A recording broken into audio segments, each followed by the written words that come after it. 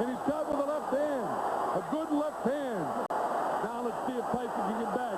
Now you're going to see the street brawler in Mike.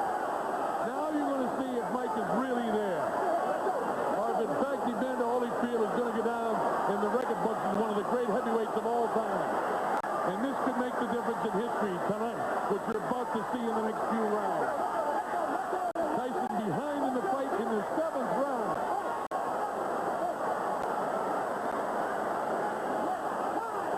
Very important fact to remember as Mitch Helton Lex's Holyfield.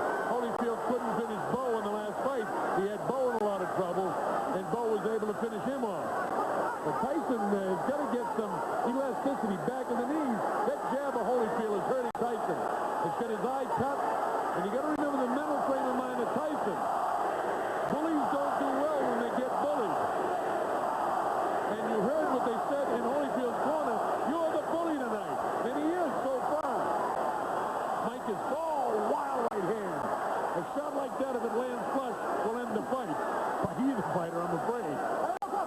Well, everything they said so far in the Mayo Clinic is true. Holyfield certainly is a healthy man tonight. Big left hand. Collapses the right ear of Evander. Evander pulls him off. He's going to look at his face and says, so what, you Mike Tyson? That's the look that I read in his face. Who do you think you are? I'm Evander Holyfield. Crunching body shot. Mike Tyson. Evander backs him into the ropes. Mike is going to get it. Well, he needs like a cattle prod to get him going. He wants it, but he can't execute it. The shorter arms, the height advantage, a nice pushing straight left jab to the chin of Tyson just as he was coming in to throw the right hand.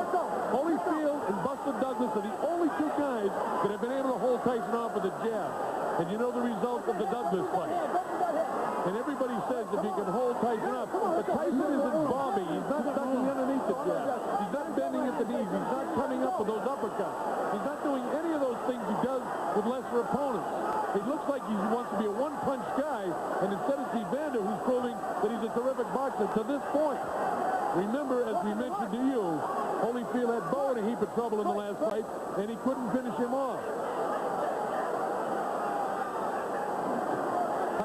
Tyson is complaining to the referee quite a bit, and that's not a good sign if you're a Mike Tyson fan. When Tyson is, complaining, it's kind of like, oh, he got hit with a headbutt.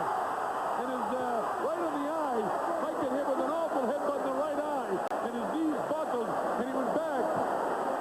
Don't tell me we're going to have another controversial ending. Remember, on the accidental headbutt rule, if a fighter should continue with a cut, or due to an accidental butt after the completion of 3 full rounds, the winner is decided by the scorecard, and Holyfield is ahead on the scorecard. The ring doctor has already stopped one fight, and I can't tell if Mike's eye is really bad, but it's up in the eyelid, and maybe in the corner of his eye. A bad spot for a cut. And we're only in the 7th round. Closing seconds of the 7th round.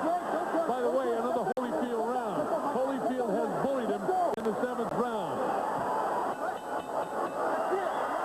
The end of the 7th, and here's Tyson.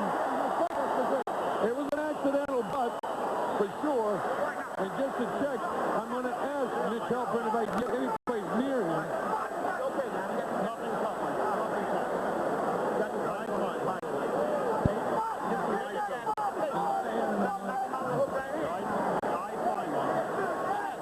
A little bit, not even a quarter of an inch. All right, we get the word that it is an accidental headbutt.